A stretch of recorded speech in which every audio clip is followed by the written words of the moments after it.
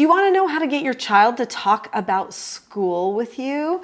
I'm Nicholeen Peck, and I teach all over the world about parenting, good communication, how to build strong family bonds, child development, and education, all through the lens of the principle self-government. And in this video, we're talking about school. In this video, we're going to talk about why sometimes children don't want to talk to their parents about school, and we're going to talk about a process that you can initiate with your child to help them open up with you about what's happening at school.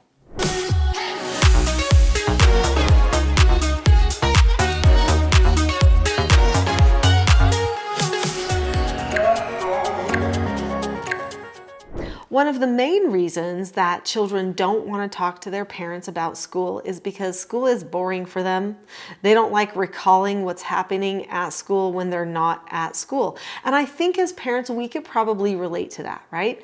Maybe we have a job and we go to our job, but when we come home, we want to just bond and be with our family. We don't want to talk about our job when we're at home. And somebody will ask us, so how was work? And we're like, fine, but you don't really want to rehash it because you left it, you're done with it, you were looking forward to going home.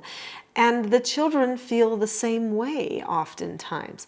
Now, there could be other issues that are happening. It could be that maybe they also associate that conversation with a feeling of pressure from their parents. Maybe the parents are concerned about school. Maybe the parents are constantly nagging about schoolwork. Maybe they're failing in school and they know they're not going to please their parents and they don't want to give their parents news that's not good news. And so they have increased anxiety about having conversations about school. Honestly, maybe they just can't even remember what happened in the day. That's a reality. And so then when you say, well, so what happened to school today? Or what's going on with this at school? And they literally can't remember because they have like a lot of other things on their mind, or for whatever reason, it wasn't important enough to remember, or something that they're just like, oh, now I'm going to look dumb. I don't know, and so then they just kind of, I don't know, nothing, and they just say those types of things because honestly, maybe it didn't even stick in their brain enough because it didn't even matter. Usually the things that matter in the day are a lot of the social things that happen at school, like this friend did this, there was this dramatic moment, I ate this for lunch. I mean, those types of sensory things that are happening in the school day are probably more important than whether they turned something into them, which is kind of sad that that's the case. But there are many, many young people that just aren't very academically focused, and it's just not really engaging to them, and so they don't even remember what they did in the day.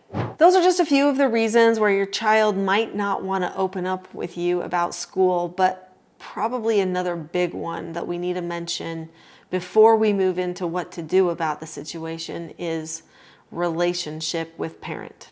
How is the parent-child bond doing? Do you regularly assess that? What is going on there?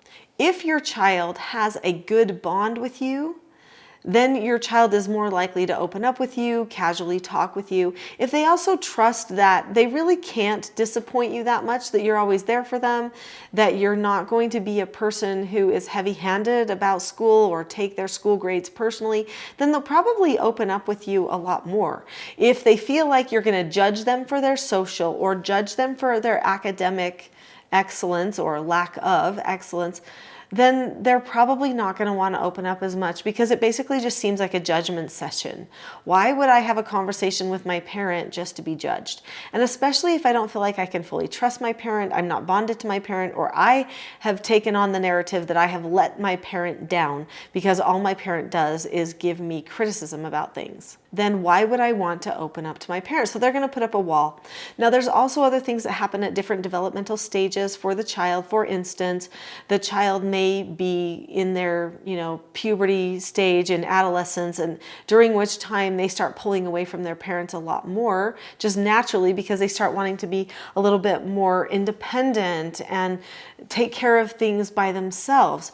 They start seeing if they can handle their problems without bringing their parents in until the very last minute when they're sure they need a parent to be there. And that's something that's a pretty normal part of development. Although you can have a really good relationship with your children, even if they are going through that stage where they're developing a little bit more independence or autonomy.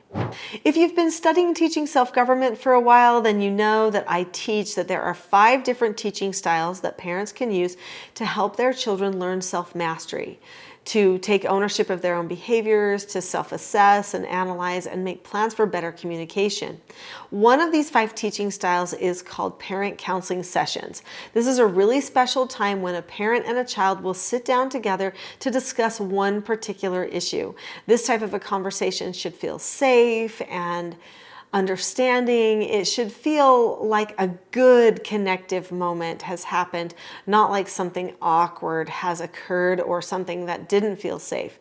So what do? As a parent, you initiate a conversation. You say, hey, I want to have a conversation with you. Or maybe you're driving the car and you say something like, we've really been working on a lot of things in our relationship, but I think we can work on having certain kinds of conversations a little bit better. So I'd love to have a conversation with you about improving our conversations. And by the way, that's a super self-governed thing to do, to talk about what you're going to talk about before you talk about it. Oh yeah, it's called meta communication, and it is high-level communication. Your children should feel like, whoa, this suddenly just got very deliberate. Yep, it doesn't have to feel emotional, but deliberate, it should definitely feel like. So now you bring up the situation, you describe what you've noticed that might be going on, and be sure to give your child the benefit of the doubt in all things. Be sure to, acknowledge that they're working hard, trying hard, that they want good things to happen. Make sure that you're completely calm and not emotionally affected during the conversation. Let them know that you really just want to hear what they have to say, and that's one of the most important things in the conversation. So then you might say something like, hey, we talk about a lot of things. We talk about sports all the time, but we don't really have a good method for how we discuss school. And I think it's because you're worried I'm going to be disappointed or that I'm going to judge you for your performance at school. And I just want you to know that I really do not care if you are not perfect at school. School isn't about being perfect. School is about learning how to learn all kinds of different things and how to get stuff done, set goals, and follow through. And I don't expect you to be a perfect student, but I do know that, if we try our best, that we'll probably do pretty good. So I've tried conversations in the past about school, and I think I've been really emotional and I haven't handled it right.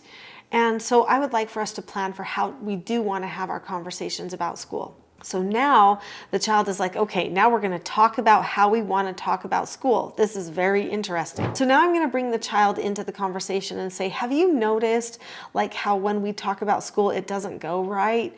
And they might say, well, yeah. And then you can say, well, why do you think that is? What do you think is happening there? And then they might open up to you and say, well, one time you got really mad at me and I'm pretty sure you're just disappointed in me at school. And then you can say, oh, I'm so sorry that that's how you feel. I think I have handled it badly in the past, but what do you think we can do moving forward? Maybe we could set up a regular time to just talk about school, and we can decide that anything that is said is totally fine. Nobody's going to get emotional or frustrated. And that anything that we say is meant to help you get any help or support that you need, because I want to be supportive to you, because I know that you're trying your best. They might say, well, maybe we could talk about it every week in our weekly mentor meeting. So a weekly mentor meeting is a part of the Teaching Self-Government Parenting structure. I don't have time to go into all of that right now. It's in my course. But you might plan for ongoing communication to happen at these weekly mentor meetings so that it's a little bit more casual and just also expected to be part of the conversation. And then you could say, yeah, that's a really great idea. So what type of tone do you think we ought to have in our conversations? Well, I think we ought to be understanding. I think we shouldn't be defensive. And both of you could bring up ideas for how we think the tone should be in the conversation. You might also say, how long do we want those conversations to be? Because I think sometimes they get a little long, probably because people aren't talking or opening up. Maybe we should make the conversation about school maybe daily be 15 minutes, or maybe if you're doing weekly, it's going to be, a 20-minute conversation or a 10-minute conversation. It doesn't have to be long. So you say, how about that? How about we set the timer so that it doesn't go too long on the school part of the conversation, and we can talk about other things that we care about too. And so then that might be really eye-opening or appealing to them. You could also talk about in the conversation, well, what if we try to have our conversation about school on our daily basis or our weekly basis, and you don't follow the instruction to talk about school, or you don't open up about it? Then we need to do a correction for that. So what type of negative consequence should we earn if we don't open up about school and have mom and dad be able to help us with whatever needs help? Then you could come up with, well, maybe they would earn an extra chore or something like that. And by the way, I talk about how to set up a good system for consequences in my Teaching Self-Government course as well. So that's going to be the best place for you to find all the answers of everything that I'm talking about. In fact, you can find information about that Teaching Self-Government course on my website, teachingselfgovernment.com. It's called the TSG Parenting Course. But before you run off to teachingselfgovernment.com, I just want to share with you one more thing, and that is that if you have these parent counseling sessions with your child, and you plan for how you're going to communicate, those other communications will get better. They might be a little awkward at first, but over time it will become commonplace. They'll even unite you together. So don't shy away from talking about school with a child who says they don't want to talk about it. They maybe don't get to have that option. I mean, they could sit there in silence the whole time, and if you sit there too that whole time, then that's okay, and say, well, it looks like you're not really ready right now, but we'll have this conversation again. There's only so many of those silent conversations that they're going to sit through. And you might want to also explain to your child that if they don't communicate with you, that leaves you to assume, and that they probably don't want you to be assuming anything about them.